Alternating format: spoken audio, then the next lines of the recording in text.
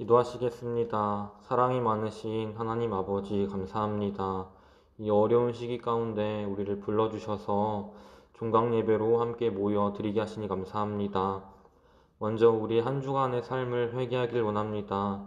주님보다 우리를 더욱 사랑하며 세상 속에 살아갔던 우리의 죄를 용서하시고 이 시간 오늘 예배를 통해서 다시 한번 주님께 회개하며 우리가 또한 주님께서 주시는 그 은혜로 말미암아 새 날들을 살아갈 수 있도록 주님 도와주시옵소서. 코로나19 가운데 아직도 많이 힘들어하는 모든 지체들이 있습니다.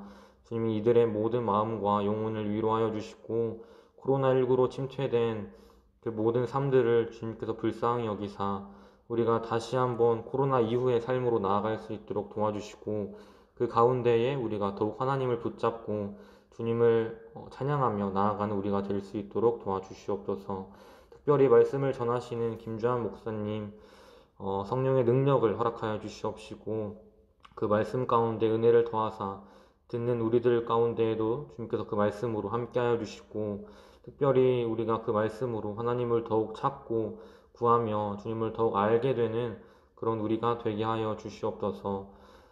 종강 예배로 주님께 올려드립니다. 종강 이후의 삶까지도 주님께서 우리를 붙들어 주시고 이후에 있을 우리의 모든 삶들과 일상 가운데 오직 주님께서 그 이름만이 올려 높임을 받으실 수 있도록 주님께서 역사하여 주시옵시고 오늘 이 시간의 예배 또한 주님께서 우리와 함께하여 주시옵소서.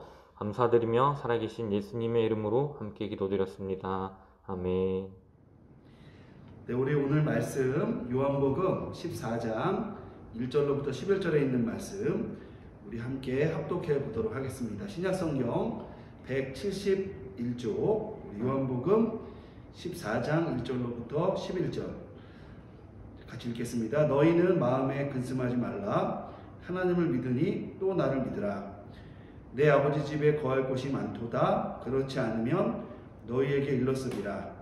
내가 너희를 위하여 거처를 예비하러 가노니 가서 너희를 위하여 거처를 예비하면 내가 다시 와서 너희를 내게로 영접하여 나 있는 곳에 너희도 있게 하리라. 내가 어디로 가든지 그 길을 너희가 아느니라. 도마가 이르되 주여 주께서 어디로 가시는지 우리가 알지 못하거늘 그 길을 어찌 알겠사옵나이까. 예수께서 이르시되 내가 곧 길이요 진리요 생명이니 나로 말미암지 않고는 아버지께로 올 자가 없느니라. 너희가 나를 알았더라면 내 아버지도 알았으리로다. 이제부터는 너희가 그를 알았고 또 보았느니라. 빌립이 이르되 주여 아버지를 우리에게 보여주시옵소서. 그리하면 족하겠나이다. 예수께서 이르시되 빌립아 내가 이렇게 오래 너희와 함께 있으되 내가 나를 알지 못하느냐. 나를 본 자는 아버지를 보았거늘 어찌하여 아버지를 보이라 하느냐. 내가 아버지 안에 거하고 아버지는 내 안에 계신 것을 내가 믿지 아니하느냐. 내가 너희에게 이르는 말은 스스로 하는 것이 아니라 아버지께서 내 안에 계셔서 그의 일을 하시는 것이라. 내가 아버지 안에 거하고 아버지께서 내 안에 거하심을 믿으라. 그렇지 못하겠거든 행하는 그 일로 말미암아 나를 믿으라. 아멘. 자, 우리 오늘 함께 읽을 말씀을 가지고 우리가 믿음만이 견딘다 라는 제목을 가지고 또 말씀을 나누도록 하겠습니다.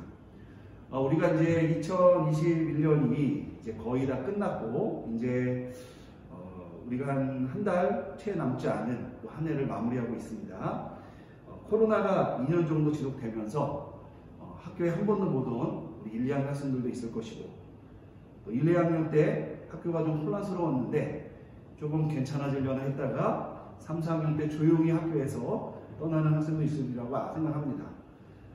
다행인 것은 우리가 어쨌든 총신대학에 적을 두고 또 1, 2년 동안 공부를 했고 또 4년 동안 공부를 했고 무엇보다 지난 한 학기 동안 잘 수업을 마쳤는데 그래도 우리가 이렇게 끊어지지 않는 그런 연대가 있는 것은 아마도 예수를 믿는 믿음 또 우리가 붙잡고 있는 오직 성경이라는 그 가치와 그 믿음 때문이라고 생각을 해요. 우리가 학교에서는 못 만나지만 우리가 이렇게 삼삼오오 만나기도 하고 또 교회에서 같은 믿음으로 요즘 또 교회들마다 하나 바이블을 많이 하는데 모든 교회가 또 요즘 그렇게 하려고 막 해요. 만드는 교회도 있습니다. 그래서 또 얘기해보면 모든 사람들이 또 동일한 본문으로 묵상도 하고 이런 경험이 있는 것 같아요.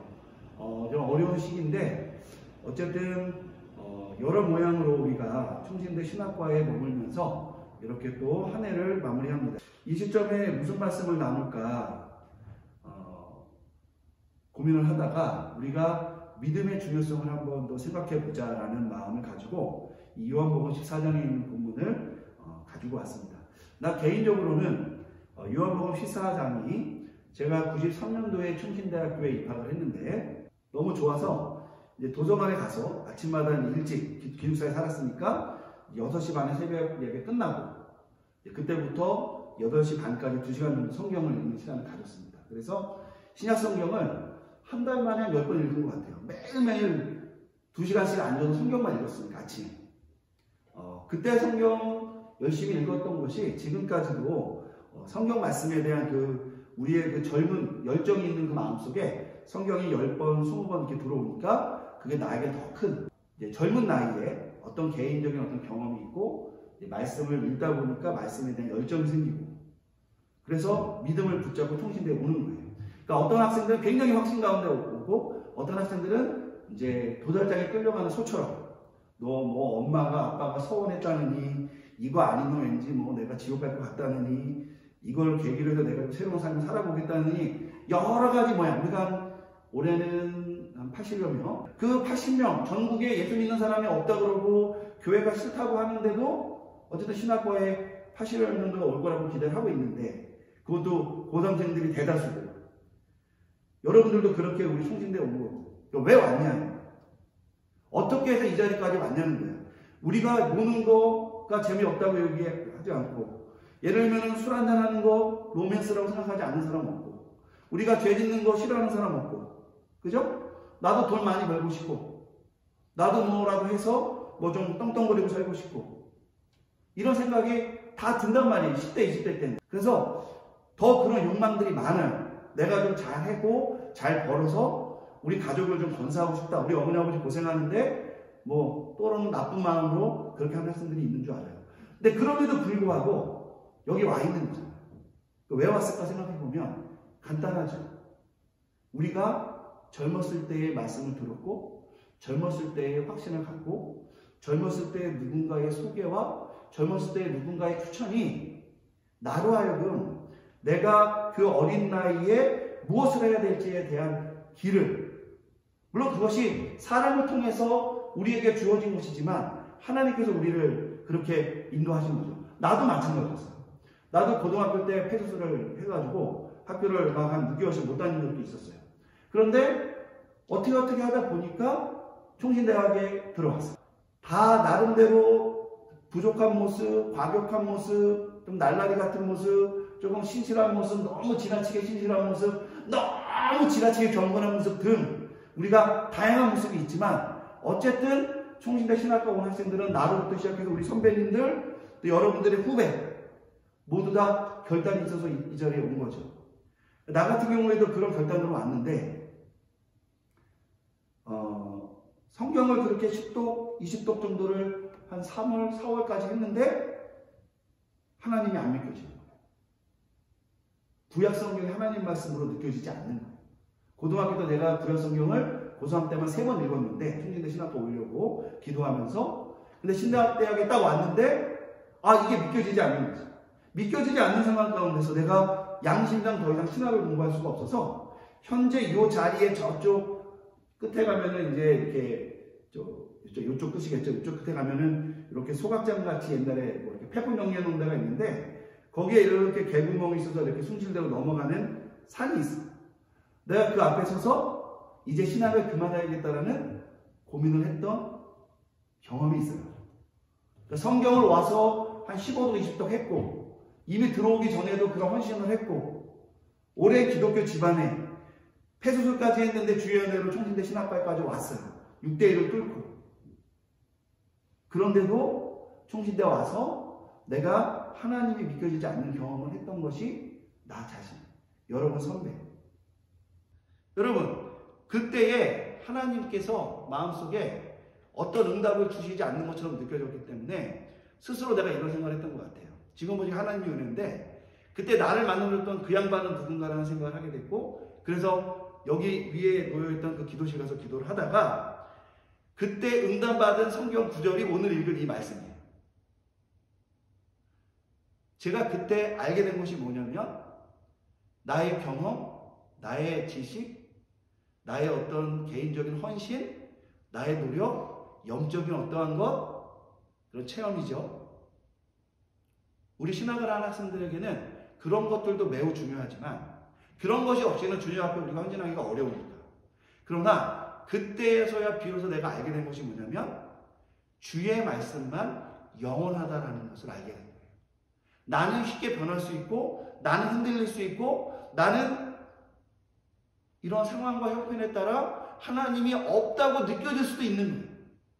우리 신학부 학생들 내가 열심히 하진 않지만 평담도 해보고 가끔씩 상담도 해보면 자퇴 나가는 학생들 중에 한두 명 정도는 더 이상 기독교 신앙이 없는 학생들도 있어요. 그래서 내가 그거는 기독교 신앙이 없는 건지 기독교 신앙으로부터 배제된 사회에 오래 있다 보니까 순간적으로 그렇게 착각을 한 건지를 잘 판단하라. 이렇게 얘기를 또 해요. 좀 더 고민해보고 와라고도 얘기하고 아니면 학교를 잠깐 떠났다가 신중하게 네가 정말 세상에서 하나님 없는 세상에서 살아보고 내가 그곳에서 살 수 있는 사람인지를 판단해보고 다시 돌아오라. 이렇게 얘기도 해요.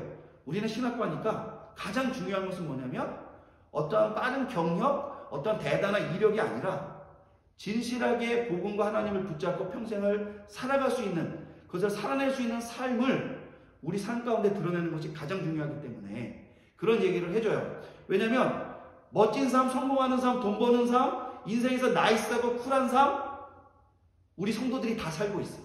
그렇게 다 살고 싶어 해요.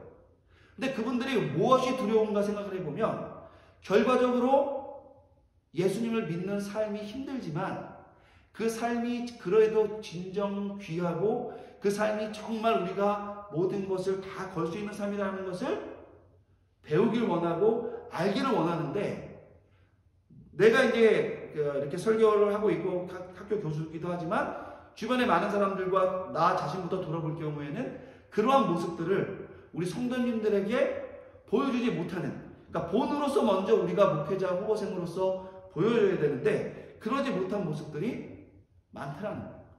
근데 그것이 비단 이런 경험을 통해서가 아니라도 우리 스스로 내가 책을 볼 때, 말씀을 볼 때, 기도할 때 그런 불확실한 마음이 우리 안에 들더라는 거예요. 주님께서 나에게 이 요한복음 14장의 말씀을 응답을 주셨을 때의 기억은 이래요. 그냥 다른 건 다 각설하고 하나님은 살아계십니다. 근데 살아계신다는 말씀만 기억이 나지 이 말씀을 통해 구체적으로 어떻게 은혜를 받았는지는 잊어버렸어요. 그래서 내가 이제 이 말씀을 다시 한번 읽고 또 말씀을 준비하면서 내가 그때 이 말씀을 통해서 이 자리에 돌아왔는데 우리는 쉬이 잊어버리고 쉬이 망각하는 존재여서 부족하지만 이제 하나님이 기회를 주셔서 말씀을 나눌 수 있는 기회를 줬으니 이 말씀을 통해서 지난 2년간 교회에서 신앙생활하기 어려웠고 또 우리 주변에 많은 사람들이 예수님을 믿지 않는 분위기 내에서 이러한 상황이 일어났을 때 기독교가 지탄을 받는 것은 우리가 경험하고 있는 거예요. 그러니까 이런 경험 속에서 나이가 드신 분들도 그렇지만 젊은 학생들은 더더욱 그럴 것이고 또 신학을 공부하는 우리는 이런 상황에 대해서 어떻게 대처해야 되는가에 대해서 많은 고민과 답답함이 있으리라고 생각을 해요. 이거 신학을 공부하는 것이 중요한 것이 아니라 내가 다른 것을 해야 되는 것이 아닌가라는 갈등이 있을 줄도 알아요. 나도 그런 어떠한 단순하게 나는 믿음이 좋았는데 예를 들면 외적인 이런 코로나의 문제나 기독교에 대한 어떤 이런 부정적인 문제나 충민대학교의 어떤 문제나 나의 개인적인 어떤 환경 때문에 갈등이 생긴 건 아니에요. 나는 하나님이 없다라는 신앙의 근본적인 문제가 내 마음속에 들어왔기 때문에 생긴 문제예요. 그럼에도 불구하고 이 자리에 설 수 있었던 이유가 무엇일까? 그럼에도 불구하고 우리가 한국교회에서 충진대 신학과 우리 소속되어 있는 우리 모두가 한국교회를 위해서 우리가 어떠한 모범과 어떠한 모습을 보여줘야 될까? 여러분 이렇게 생각하면 돼요. 우리까지 무너지면 한국 교회는 사실 비전이 없어요. 총신대의 신학적 정체성, 학생들의 어떤 그런 품위, 어떤 그런 말씀을 향한 열정, 이런 것들을 흔들리지 않도록 그런 것들을 꼭 지켜주기를 원한다라고 얘기해요. 어느 곳에 서 있든지, 특별히 신학도로서 또 목회자 후보생으로서 여러 가지 모양으로 적극적으로 주님의 일을 또 교회를 만든 일을 한 학생들은 우리가 이런 모든 환경 가운데서 믿음만이 견딘다라는 이 말씀을 꼭 붙잡아야 된다는 거예요. 여러분, 오늘 말씀이 어떤 말씀이냐? 간단하게 얘기하면 이런 말씀이에요. 예수님께서 제자들과 공생애를 3년을 했고 이제 그 공생애 기간이 거의 끝나고 이제 마지막 일주일 정도를 남겨놓은 상태에서 제자들과 다락방에서 또 다락방을 떠나서 또 이제 길거리에서 예수님과 제자들이 이야기를 하는 장면이 등장하는 거예요. 이 14장은 우리가 흔히 고별강화라고 하는 성경 구절이 요한복음 13장부터 17장까지인데 13, 14장은 다락방에서 말씀했기 때문에 고별강화 중에 다락방 강화라고 부르고 15, 16, 17장은 다락방을 떠나서 새로운 장소로 이동하는 중에 있기 때문에 뭐 도산강화다라고 얘기도 해요. 근데 도산강화라는 말 잘 쓰지 않고 어쨌든 그 다락방 강화에 쓰이는 거예요. 여러분, 이 다락방에 모였던 사람들은 어떤 사람들이냐? 예수님께서 말씀과 자신의 사역을 가지고 당시의 유대인들에게 하나님의 뜻이 새롭게 시작되었고 예수 그리스도를 믿는 믿음으로 새로운 구원의 길이 열렸다는 것을 심지어 나사로를 살리는 부활의 사건을 통해서까지도 보여줬어요. 그런데 많은 유대인들이 처음에는 예수님을 따라오고 예수님에게 긍정적인 사인을 보내다가 예수님이 하는 일이 점점 인기가 없게 되고 예수님께서 자신이 무엇을 하고 있는지를 드러냈을 때 하나님께서 일하시니 나도 일한다. 아버지와 나는 하나다. 아버지께서 보내시고 시키는 일만 나는 행한다. 라고 얘기했을 때 유대인들이 보기에는 예수님이 나사렛 출신 또 사마리아 여인을 만났잖아요. 사마리아의 기반을 가진 사람 등등의 굉장히 뭐라 그럴까 당시의 주류 세력이 아니고 자신들 또 갈릴리 출신 여러 가지 외적인 어떤 재단을 가지고 예수님의 사역은 놀랍지만 그가 메시아일 수가 없다. 하나님의 아들이면 안 된다라는 생각을 가지고 예수님에 대한 평가를 하기 시작합니다. 그래서 결국은 예수님을 믿는 사람을 고발하거나 예수님을 고발하는 자에게 상을 주고 고발하지 않는 자에게는 유대교에서 또 예수님을 믿는 자에게는 유대교로부터 출교시킨다라는 그런 전체적인 어떤 그 선포를 한 상태예요. 그거를 헬라어 단어로 엔돌레라는 말로 표현해서 설명을 했는데 그게 엔돌레라는 말이 헬라어로 계명이에요. 계명. 우리가 율법이 있고 계명이 있잖아요. 근데 그것을 단지 하나의 어떤 발표가 아니라 계명으로 정해서 예수님을 따르는 자들은 출교시킬 것이다라고 선언을 해버려요. 그게 바로 12장에 있는 내용이에요. 거기까지가. 그 중에서 예수님을 잘 믿고 따랐던 그 제자들을 데리고 예수님이 이제 13장으로부터 자신이 떠나는 그런 사건이 있기 일주일 전부터 그 제자들에게 예수님이 그 이너서클 사람들에게 진정한 진리가 무엇이고 예수님이 누구시며 너희가 무엇을 믿어야 되고 너희가 어떠한 존재인 것을 가르쳐 준 것이 바로 이 다락방 강화 고별 강화라는 거예요. 근데 여러분 이쯤 되면은 그 자리에 나온 사람들 유대인들의 핍박 외적인 사람들의 핍박을 견뎌내고 예수님께 나온 거잖아요. 특별히 예수님이 다락방까지 불러서 이야기할 정도면 어떤 사람들이에요? 최측근이잖아요. 그래서 여러분 이 사람들은 결연해야 돼요. 좀 희어멀건 해야 돼요. 여러분들은 희어멀건 해요. 결연해요. 여러분이 지금 그렇게 해서 예수님 믿는 인구가 20%가 뭐야? 10%가 된다 만다 하는 상황 중에 그 중에서 신학이라는 하나님의 일을 감당하기 위해서 원서를 내고 갈등의 소지가 많았지만 모든 걸 내려놓고 학교가 여러 가지 어려움도 있고 우리 집안의 문제도 있고 여러 가지 문제가 있지만 그걸 다 결혼하게 내려놓고 여러분이 이 자리에 온 거잖아요. 여러분, 여러분들은 결연해야 돼. 여전히 이거 할까 저거 할까? 아, 내가 왜 여길 왔지? 군대를 갈까? 휴학을 해볼까? 이래야 돼요. 그런데 놀랍게도 예수님을 따랐던 제자들도 그런 거예요. 자, 우리가 성경적이다 생각을 합니다. 1절에 보면 이런 말씀이 있죠. 예수님이 이렇게 말합니다. 너희는 마음에 근심하지 말라.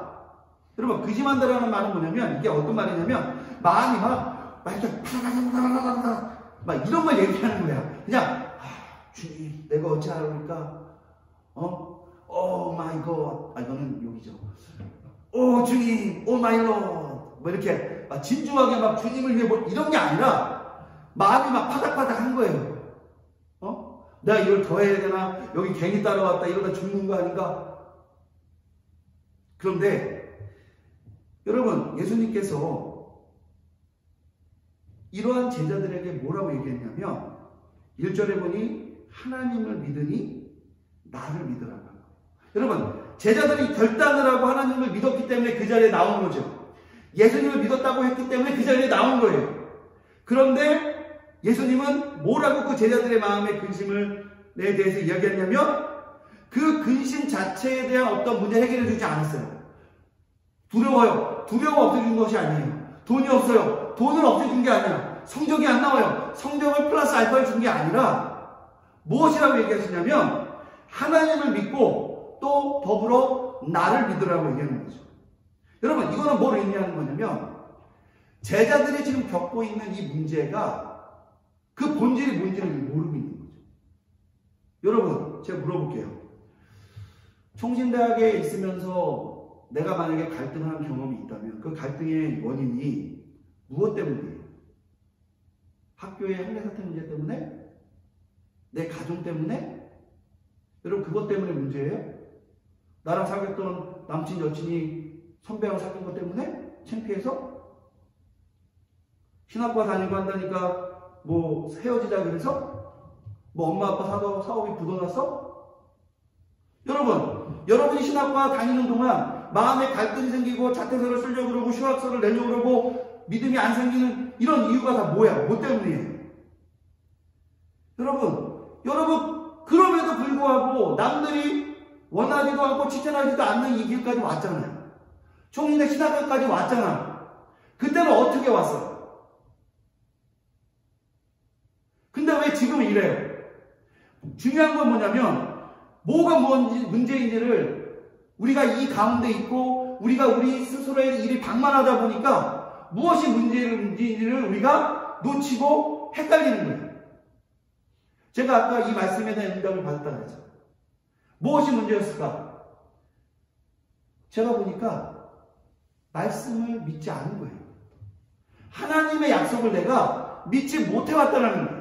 나는 열심히 믿고 총신의 신학교까지 왔고 우리는 기독교 4대째 기독교 집안이고 물론 고등학교 때 많이 아파서 응급실에서 뭐 중환자실에서 시간도 보냈지만 나름대로 그 모든 일 가운데 주님이 총신대로 나를 부르셨을 때 그 모든 일 가운데도 나를 이끄셨다라는 그 믿음이 입학을 했는데 학교에 와서는 내 마음속에 그런 확신이 줄어들게 됩니다. 말씀도 있고 수업도 듣고 친구들을 만나서 함께 이야기도 하고 기도원도 가고 많은 일을 했는데 가장 근본적인 문제, 나와 하나님의 관계, 나와 예수 그리스도의 관계에 대해서는 총신대 신학과에 왔으니까 당연한 거라고 생각했다는 거예요.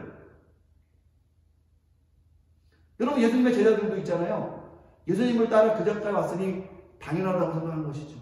뭐가요? 마음에 두려움이 없어야 된다고 생각했겠죠. 아무런 문제가 나에게 없어야 된다고 생각했을 거예요. 왜? 예수님과 함께 있습니다. 근데 예수님은 뭐라고 그랬느냐? 믿으라는 거예요. 여러분, 그 믿는다는 게 어디까지 적용이 되는 걸까요? 믿는다라는 것은 내가 부족하고 내가 연약할 때조차 하나님이 나를 끝까지 책임져 주시고 나를 부르셨고 그것의 증표로 이 말씀을 주셨다는 것을 믿는 거예요. 나의 개인적 경험, 나의 개인적 헌신, 나의 개인적 상황 때문에 내가 하는 것이 아니라 이 말씀에서 그렇게 약속하셨기 때문에, 그리고 나를 이미 부르셨던 그분은 지금 나의 형편과 상황과 나의 처지와 나의 생각과 상관없이, 여러분, 여러분의 인생의 역사 가운데 그분의 경험이 있잖아요. 그분은 동일하시다. 제가 여러분들에게 아까 뭐라고 했냐면, 개구멍 앞에 서서 하나님이라고 부르지도 않고 그때 나를 부르셨던 그분이 누구신가라는 이 질문 때문에 기도하러 올라갔다 그랬잖아요. 저는요, 그런 마음을 주신 하나님께 너무 감사합니다. 내가 여기 와서 이런 설교도 할 수 있고, 지난번에도 얼핏 얘기했고, 이 레파토리를 주구장창 어디 갈 때마다 쓰는데, 그런 레파토리를 주신 것도 감사하지만, 하나님이라고도 부르지 않은 분을, 그런 배은망덕한 몸을, 하나님은 말씀대로 신실하게 끝까지 부르셔서, 지키셔서 여기다 세웠잖아요. 여러분, 이 하나님이 바로 우리의 하나님, 우리 총신의 하나님이고 신학과의 하나님이고 신학과에 몸을 담고 있는 여러분들의 하나님이시라는 거예요. 그러니까 우리가 뭐가 문제냐? 믿기지 않을 때도 믿으려고 해야 된다는 거예요. 내가 의심이 들 때도 그 앞에 나아가서 무릎을 꿇어야 된다는 거예요. 그렇게 하지 않고 자꾸 물러서니까 안 그래도 의심이 드는데, 물러서는 그 뒷걸음에는 사탄이 우리를 뒤로 끌고 가고 많은 유혹들이 우리를 넘어뜨릴 수밖에 없는 것이죠. 여러분, 지금 나의 문제, 나의 갈등의 원인이 무엇인지를 정확히 알도록 노력하기를 첫 번째 말씀을 드려요. 두 번째는 믿음 외에는 답이 없다는 걸 꼭 기억해야 됩니다. 우리 1절 하반절에 있는 말씀, 그 말씀을 다시 한번 강조하는 건데, 여러분, 이것에 대한 정확한 얘기는 뭐로 의미할 수 있냐면, 우선은 여러분이 그것이 믿겨지지 않는다 하더라도 저를 보고 우선 믿으세요. 내가 그렇게 믿음이 좋은 사람은 아닙니다. 그러나 여러분들에게 고백했듯이 그런 결과를 통해서 이 자리에 왔잖아요. 근데 여러분, 저 말고도요, 우리의 믿음의 선배들, 사도 바울, 성경의 많은 인물들이 우리보다 훨씬 더 많은 고통과 갈등과 괴로움이 있었어요. 우리보다 훨씬 더. 바울 같은 경우에는 아마 이혼도 당했던 것 같아요. 재산 다 뺏기고, 동료들한테 뚫게 맞고. 여러분, 총리대 신학과 왔다고 두들겨 맞지 않았잖아요. 여러분, 성경에 보니 이런 말씀이 있잖아요. 이런 사람은 세상이 감당하지 못한다. 여러분, 히브리서 11장 38절. 뭐냐? 믿음을 붙잡는 사람은 모두가 안 된다고 할 때, 모두가 실패한다고 할 때, 모두가 끝났다고 얘기할 때조차도 세상의 기준에서는 그런지 몰라도 감당할 수 없는 모습으로 세상을 구원하고 자신을 구원하고 하나님의 나라에 입성하게 된다는 걸 여러분이 기억하시면 좋아요. 예수님께서는 자신과 하나님을 믿고 살아갈 제자들, 우리 두려워 떨고 있는 제자들, 곧 성도들의 삶이 그러한 능력의 삶을 살 것이라는 것을 미리 알고 계셔서 이런 말씀을 나눠주신 겁니다. 특별히 2, 3절에 보면은 우리 믿는 성도들에게는 약속된 거처들이 준비되어져 있고, 더 나아가 예수님 자신이 다시 오셔서 그 믿고 끝까지 경주를 감내한 사람들을 어떻게 하겠다? 다시 자신이 함께 했던 것처럼 그들을 데리고 가시겠다라고 이야기했다는 거예요.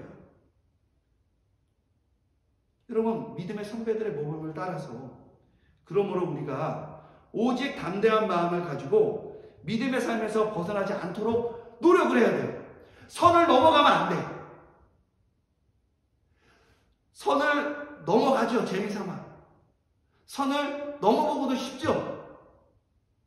그러나 우리가 이 믿음이라는 것은 나의 의지, 나의 결단, 나의 공로로 인해서 주어지는 것이 아니에요. 이거는 오직 하나님의 선물로 나에게 주어진 것이기 때문에 우리가 할 수 있는 가장 최선의 반응은 그 믿음을 붙잡고 그 내용을 붙잡고 견뎌내는 거예요. 여러분, 우리 신학과 소속들이 이런 것도 못한다면 어느 과에 누가 이런 것들을 모범된 모습으로 보여서 하나님의 나라를 이 땅에 이끌어갈 수 있겠냐는 거예요. 다 잘할 수는 없어요. 여러분, 이 말씀은 그 흔들리고 있고 못난이 갖고 하는 제자들에게 주신 말씀이잖아요. 그럼에도 불구하고 우리 주님은 이들을 놓지 않고 이들을 위해 준비해 주시고 이들을 다시 모으시기 위해 오신다고 얘기하신 거죠. 그래서 한 가지 더 여러분이 실천해야 될 게 있어요. 뭐냐? 모르면 물어요.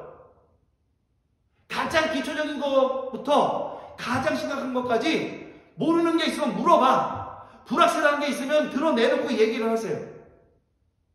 내가 예수님이 하나님이 안 믿기는 것 같아. 찾아가세요. 교목실장님도 찾아가고 평당 교수님도 찾아가고 담임 목사님도 찾아가요. 내가 그래도 신학과인데 하나님이 없는 것 같아요. 이야기하세요. 여러분들 내가 하나님이 없다고 얘기한다고 해서 하나님이 안 계신 게 아니야. 잘 보세요.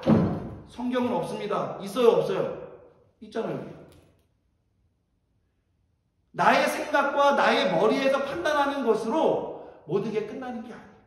그런 갈등과 고민과 믿음의 역경 가운데 우리 믿음의 선배들이 지금까지 싸워왔고 그 결과가 여러분들이 공부하고 있는 총신이고 한국교회고 하나님 나라 우리가 보고 있는 거예요.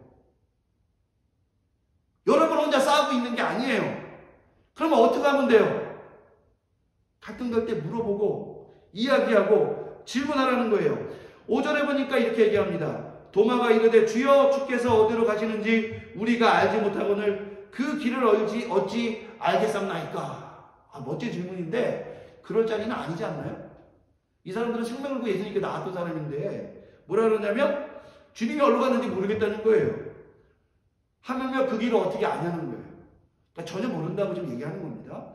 그런데 도마는 원래 의심이 많아서 그런 줄 알았더니 예수님의 첫 번째 제자, 아주 뛰어난 제자고 요한복음에 의하면 심지어 베드로를 전도한 제자예요. 자기 형제인데 베드로가 자기 형제를 전도할 정도면 여러분 그 믿음 대단한 믿음이에요, 아니에요? 여러분 나 때문에 신학 싫다고 하는 형제 자매가 있지 않나요? 우리 형도 그랬어요, 나한테. 야, 네가 신학생하니까 야 나는 좀. 그래서 내가 뭐가? 그랬더니 네가 신학 공부한다니까 나는 왠지 총신이 좀 별로 뭐 이러더라고. 그거는 뭐냐면 형제이기 때문에 그런 거예요. 무슨 말인지 알죠? 가족이 가장 어렵잖아요. 가족은 둘 중에 하나예요. 그렇지 않은데 뻥을 쳐주든가 과장을 해서 막 너 정말 훌륭하다고, 아니면 내가 아무리 잘해도 반은 깎고 가는 거죠. 근데 여러분 빌립이라는 사람이 베드로를 전도했어요.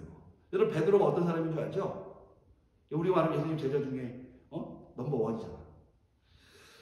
근데 빌립이 이렇게 얘기합니다. 이르되 주여 아버지를 우리에게 보여주시옵소서 그리하면 족하겠나이다. 여러분 예수님을 봤는데 아버지를 보여달라니요. 그죠? 여러분 예수님의 분명한 가르침에 대해서 도마와 빌립으로 대표되는 제자들은 여전히 오해하고 있었던 거예요. 예수님이 무슨 말을 하든 간에 끝까지 오해하는 거야. 오해의 아이콘이에요. 그래서 나중에 외경이나 이런 데 보면은 제자들을 완전히 막 무지랭이로 묘사하는 것들도 있어요.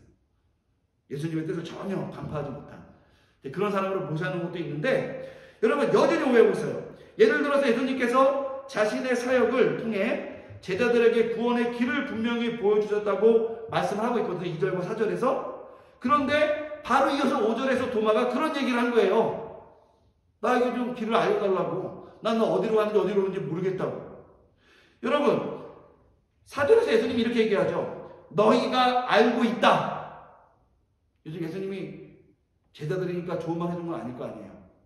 예수님은 진리만 얘기하시니까 너희가 알고 있다고 하니까 이미 다 가르쳤고 다 알 것이고 너희가 그 여기까지 왔다는 걸 인정한 거예요. 근데 도마가 나는 모른다. 예수님 말을 그냥 뭐 한 거예요? 그 앞에서 그냥 날린 거예요. 그러니까 도마니까. 한편 6, 7절에서 예수님이 도마에 대한 제 질문에 대한 답을 쭉 해줘요. 그래서 길이 이것이고 하나님 아버지의 뜻과 그분의 뜻을 나타내는 것은 이런 것이다 라고 얘기를 딱 했더니 그건 어떻게 해야 돼요? 우리가 내가 몰랐습니다 주님 해야 되는데 빌립이 뭐라 그러냐면 그 말씀에 이어서 하나님을 보여주면 믿을 수 있을 것 같다는 거예요. 도마와 빌립의 이러한 모습은 예수님의 행위를 보고 바알세불의 힘을 의지하여서 귀신을 쫓아낸다고 했던 유대인들과 뭐 다른 점이 있나요? 예수님이 하는 말씀, 예수님이 하는 행동을 보고 유대인들이 예수님을 오해했잖아요. 바알세불의 힘을 빌어가지고 귀신을 쫓아낸다. 이거랑 예수님이 자꾸 뭘 가르쳐 주는데 엉뚱한 얘기하고 보여달라 그러고 이런 거는 여러분 좀 다른 종류인 것 같지만 어쨌든 비슷하잖아요. 그런데 이쯤 되면 저도 이제 선생의 역할을 하고 있다 보니까 이쯤 되면 이렇게 자꾸 제자들이 질문하면 시험 문제를 어렵게 내요. 이거 봐라 이렇게 이런 뭐랄까 마음이 좀 삐뚤어진다 그럴까? F를 주거나 이러진 않습니다. 왜냐면 성적 점수 따라 줘야 되니까. 하지만 이거 봐라 뭐 이렇게 되는 거죠. 그래서 이름 적어놓을까 이렇게 다 이렇게 되는 거예요. 물론 전 지금까지 한 번도 적어본 적이 없습니다. 예. 그러나 여러분 예수님께서는 있잖아요. 도마와 빌립의 부족함을 부족하다고 얘기하지 않으셨어요. 이쯤 되면 우리가 볼 때 이게 무슨 제자냐라고 얘기해야 되잖아요. 야, 나 계속 신학해도 돼? 나 정말 목회자 돼도 될까? 우리 실수하는 가운데 그런 생각 하죠. 근데 여러분 예수님은 있잖아요. 도마와 빌립에게조차도 그런 말씀하지 않으셨어요. 여러분에게 대해서도 그런 얘기 하지 않습니다. 그걸 원하셨다면 우리를 뽑지 않으셨겠죠. 그죠? 대신 그 질문에 대해서 답을 충실하게 해주세요. 그건 여러분 문제가 뭐였다는 거예요. 두려워하고 떨고 있었던 문제가. 답을 주려고 하고 있고 답이 준비되어져 있는데 우리가 질문하지 않는다. 무릎 꿇지 않는다는 거예요. 누군가 나와서 상담을 하고 그 문제에 대해서 해결하려고 노력을 해야 되는데 부족하나마 진리 가운데 온전히 서보자 노력하고 부르짖는 그 모습을 마땅히 보여야 되는데 매너리즘에 빠지고 회의주의에 빠지고 지성주의에 빠지고 또 때로는 너무 영파로 들어가가지고 뭐 계시를 받는다는 이런 헛소리나 했었고 이러한 말씀에 거하지 않는 또한 말씀을 온전히 붙잡으려고 하지 않는 결과적으로 주님께 묻지 않고 질문하지 않는 것은 그가 나의 멘토가 아니라고 얘기하는 거잖아요. 여러분 그런 모습을 예수님은 끝까지 그래도 지켜주려고 했다. 여러분 우리 하나님께서 이런 약속을 하셨죠. 예레미야 33장 3절에서 따라해 봅시다. 너는 내게 부르짖으라. 내가 내게 응답하겠고 내가 알지 못하고 말 못하는 크고 은밀한 일을 내게 보이리라 말씀하세요. 이 말씀은 우리 믿는 자들의 삶 자체가 문제가 아니라 발생한 문제를 가지고 주님께 나아가느냐 안 나가느냐가 더 중요하다는 거예요. 우리 신학도들은 이러한 고민을 대학교 때부터 고민하고 갈등하는 거죠. 그 과정이 온전하게 감당하지 못하면서 우리가 어떻게 많은 성도들에게 그런 어떠한 모범이나 그런 가르침을 줄 수 있겠는가? 이런 생각을 해봐요. 그러므로 여러분 의문이 있다면 있잖아요. 밤중에라도 예수님을 찾아와서 질문했던 니고데모와 같이 어떤 모양이든 간에 주님 앞에 나아가서 질문을 해야 됩니다. 여러분 하박국서 2장을 인용한 사도 바울이 로마서 1장에서 이런 말씀하셨잖아요. 오직 의인은 믿음으로 말미암아 살리라. 그럼 이 말씀이 단순하게 구호가 되면 안 돼요. 우리가 믿음으로 말미암아 살았다면 그 삶의 근거가 믿음에 있기 때문에 그 믿음으로부터 떠나지 않도록 하기 위해 노력을 해야 됩니다. 근데 그 떠나지 않는 노력이 뭐냐? 그 믿음을 주신 분에게 우리가 계속 기대어 있는 것이죠. 아, 나는 한번 시험해볼래. 그걸 뭐해로 시험해봐? 나는 한번 내 맘대로 해볼래. 그걸 뭐해로 내 맘대로 해볼래? 여러분, 여러분들은 그렇게 해서 이 자리에 온 게 아니잖아요.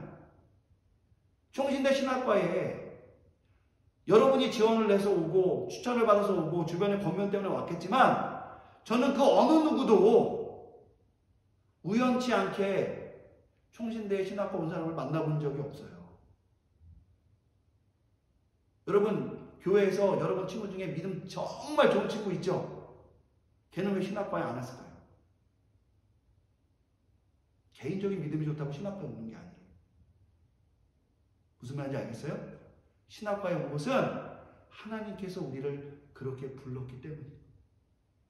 그 부름에 우리가 부족한 점이 있고 제자들처럼 연약한 점이 있더라도 그 부름에 합당하게 우리가 예수님을 붙잡고 끝까지 믿음 가운데 나가도록 우리의 학우들이 노력을 하면 결과적으로 우리 총신 신학과를 통해서 하나님이 우리 한국 교회와 세계와 민족을 위해 큰 영광을 나타내실 것이라고 저는 확신합니다. 따라해 봅시다. 제목만 믿음만이 견딘다. 이걸 여러분은 꼭 붙잡고 나아가기를 바라겠습니다. 제가 사실은 화가 나서 크게 한 건 아니고요. 크게 말할 수밖에 없는 상황이어서 크게 말했다는 거 여러분. 굉장히 또 신학과장이 와서 설교가 아니라 막 혼냈다. 굉장히 오해예요. 여기 마이크 시설이 없죠. 그래서 제가 크게 얘기한 거니까 여러분이 그거는 이해해 주셨으면 좋겠습니다. 자, 우리 그러면 우리 이 제목을 가지고 우리 한 30초 정도 함께 묵도로 또 입술로 기도한 이후에 저의 기도로 또 축도로 모든 예배를 마치도록 하겠습니다. 우리 함께 기도하도록 하겠습니다.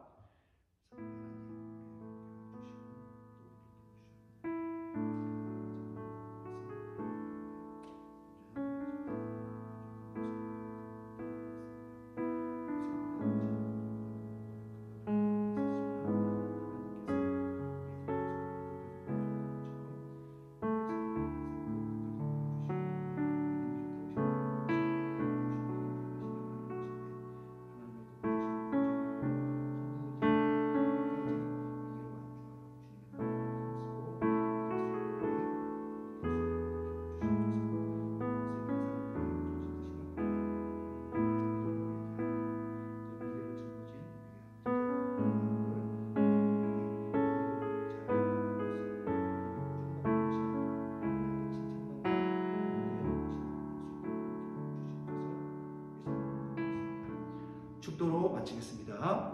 이제는 우리 주 예수 그리스도의 은혜와 하나님 아버지의 놀라우신 사랑과 성령님의 교통하심이 많은 갈등들과 어려움 가운데 있고 그래서 내가 신학을 더 해야 될까 또 지금도 잘하고 있지만 여러 가지 장차 어려움을 겪을 수 있는 우리 신학과 학우들에게 그럼에도 불구하고 오직 믿음으로 말씀 가운데 이겨낼 거라고 결단하는 이자에 모인 모든 이들과 우리 총신대학교와 이 나라와 이 민족 위에 이제로부터 영원히 함께 계실지어다.